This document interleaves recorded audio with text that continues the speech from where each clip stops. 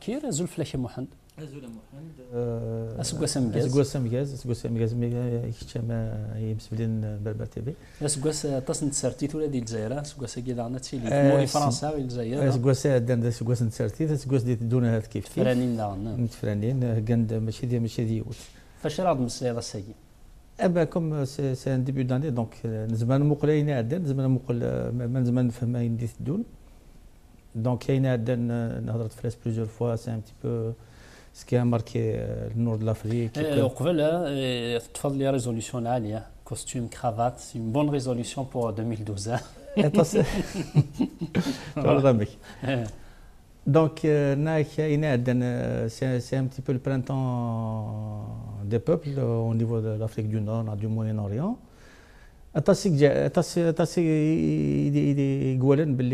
Le pouvoir algérien, il s'en est bien sorti. Donc, on peut essayer de s'interroger sur cette question. Est-ce que le pouvoir algérien s'est affaibli avec ce qui s'est passé autour de lui? Mais c'est un petit peu une approche à contre-courant parce que c'est un pouvoir qui s'est renforcé. Il a eu l'intelligence d'instrumentaliser ce qui s'est passé autour de lui. Il a instrumentalisé essentiellement deux choses.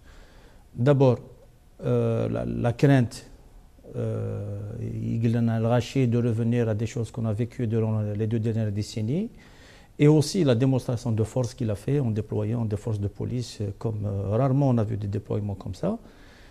En vérité, c'est quelque chose qui masquait sa démarche de fond, qui est celle d'une recomposition de ses équilibres, de ses rapports de force. Et il est sorti, c'est l'arrêt du processus électoral. C'est-à-dire que Bouteflika a terminé cette phase de liquidation de ce qui était hérité de l'arrêt du processus électoral. Et ça, on l'a vu au début de l'année passée, on le voit encore à Seguesegui. Il y a un genre de comité de conseil de la révolution qui se réunit. C'est le président du conseil constitutionnel, le président de l'État, le chef du gouvernement, les 2 présidents de chambre, plus Belkhadem. On ne sait pas exactement avec quelle qualité il s'est réuni. C'est une structure qui est extra-constitutionnelle. Elle n'existe nulle part. Ce qui veut dire que ces gens-là, ils sont détenteurs d'un pouvoir, c'est vrai. Il n'y a aucun mécanisme qui prévoit qu'ils se rencontrent et qu'ils délibèrent ensemble. Ce n'est pas parce que tu détiens un pouvoir que tu peux l'utiliser dans n'importe quel cadre ou n'importe comment. Il n'y a pas, ça n'existe pas. Dans la constitution algérienne, c'est une structure qui n'existe pas. Donc qui n'a pas de légalité, qui n'a pas de légitimité du point de vue du droit. زرت نجمان مره البرميتري ماستر عدن وجواسي عدن تنبدانا تنجمان dans le Sénégal et c'est eux qui ont conçu le processus de réforme. Donc même le fonctionnement de ce nouveau conseil de la révolution, on va comprendre beaucoup de choses. Ils se sont débarrassés du point institutionnel de l'ANP parce que l'ANP elle a été le pivot au moment de l'arrêt du processus électoral.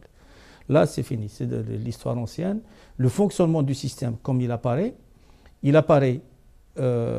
recomposé, réorganisé autour d'un complexe sécuritaire, d'un complexe policier. C'est le système lui-même qui s'est débarrassé de l'ANP, il s'est débarrassé du poids institutionnel de l'ANP. Oui. Ce qui veut dire que ça ne veut pas dire que les militaires ne jouent pas un rôle. Mais s'ils jouent un rôle, ce n'est pas au titre de l'institution.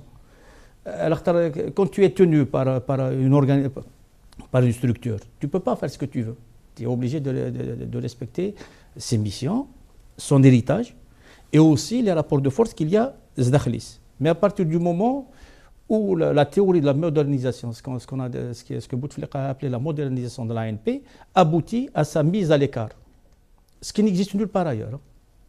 Il peut y avoir les discours qui tu prends par exemple un pays, une république comme la France, l'armée française elle a un point institutionnel très important dans le fonctionnement de l'État, dans les prises de décision, etc. C'est une illusion que de dire que c'est la grande muette, etc. Donc, ce qui se passe en Algérie, c'est qu'on assiste à une recomposition autour d'un pôle policier, d'un pôle sécuritaire, qui s'agrège autour du DRS. Donc, tu as le DRS comme dorsal, et autour, tu as les autres services de sécurité. Et j'ai l'impression que de plus en plus, ça va être ça, le pivot du poids de la bureaucratie et c'est un État policier de plus en plus, ça va être ça qui va s'affirmer. Donc l'année 2011 a été une année de renforcement. Et on le voit aussi dans la manière avec laquelle les réformes ont été conçues. C'est des réformes autoritaires qui tendent à décrédibiliser le politique et à renforcer l'administration. On le voit dans les différentes lois qui ont été adoptées, la loi sur les associations, la loi sur les partis, la loi sur la presse. On le voit dans le discours qui est développé, notamment avec les assises autour du CNES, où on tend à attribuer à l'administration un rôle prépondérant dans la prise en charge des problèmes des citoyens, puisqu'on critique l'administration parce qu'elle n'arrive pas à jouer son rôle, etc.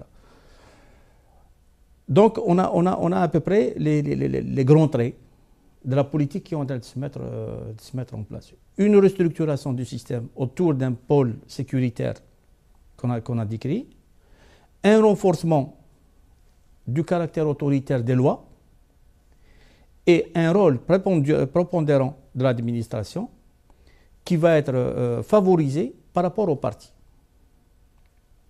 Une fois qu'on voit cet état-là, on comprend ce qui se décide. On nous dit qu'il va y avoir des législatives. C'est des élections propres et honnêtes. Une qualification, nous arrive déjà. Ils le disent tout le temps. Hein. Propre et honnête, c'était Rzali, on a vu ce que ça a donné.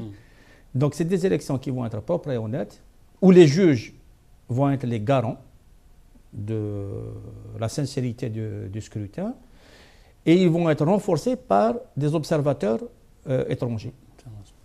Une fois que tu as les juges, l'appareil judiciaire, que tu as les observateurs étrangers avec l'appareil, etc., on imagine difficilement qu'il puisse y avoir fraude, au moins dans les grandes villes. Ça veut dire qu'il renonce à la fraude. Là, je me suis interrogé. Quand on parle de la fraude, c'est une spécificité. C'est spécifique. D'habitude, c'est le régime qui dit c'est spécifique, démocratie spécifique, socialisme spécifique. La fraude en Algérie est spécifique. La fraude, sa fonction, ce n'est pas de faire gagner une fraction. Sa première fonction, et ça, c'est des choses tellement évidentes qu'on oublie de les voir.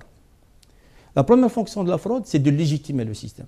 Parce que c'est un système sans base sociale, sans crédibilité au niveau de l'opinion. Et la première mission, la première fonction de la fraude, jusqu'à présent, c'était de faire croire que ce régime représentait le peuple algérien et avait une crédibilité aux yeux du peuple algérien. Donc, la première fraude, c'est de gonfler la participation, c'est de gonfler les chiffres. Et comme les partis acceptaient cette première fraude, qu'est-ce qui se passe? Il y a eu un système de cooptation par le biais des quotas. Une fois ils vont mentir sur le chiffre de la participation. Il réclame sa part du gâteau. On va maquiller la réalité et tu me donnes tant de sièges. Apparemment, ce système, donc, ils ne veulent plus l'utiliser. Ça veut dire qu'on va aller vers une situation où le taux de participation réel va apparaître et où il n'y aura pas de quota.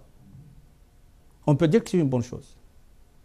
C'est une bonne chose dans une seule mesure, c'est que ça montre la réalité et le discrédit de ce système.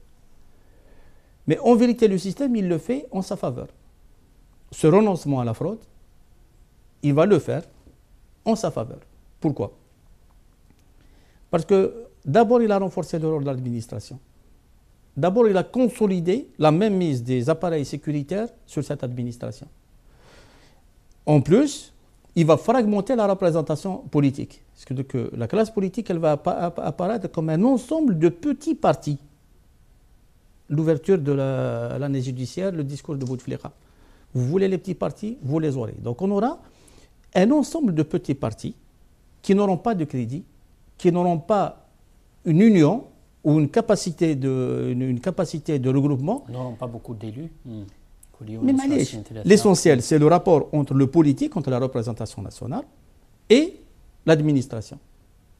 On va avoir une représentation nationale affaiblie devant l'administration. Donc on va avoir une administration surpuissante, avec des prérogatives renforcées, une capacité de contrôle de la société qu'on connaît, qu'elle est très forte, et une représentation politique fragmentée, éclatée, sans crédit. Voilà le plan qui est en train de se dérouler. Donc c'est un renforcement du système bureaucratique qui est en train de se dérouler, avec une façade de démocratisation et d'approfondissement de l'expérience démocratique. Ce qui veut dire que c'est vraiment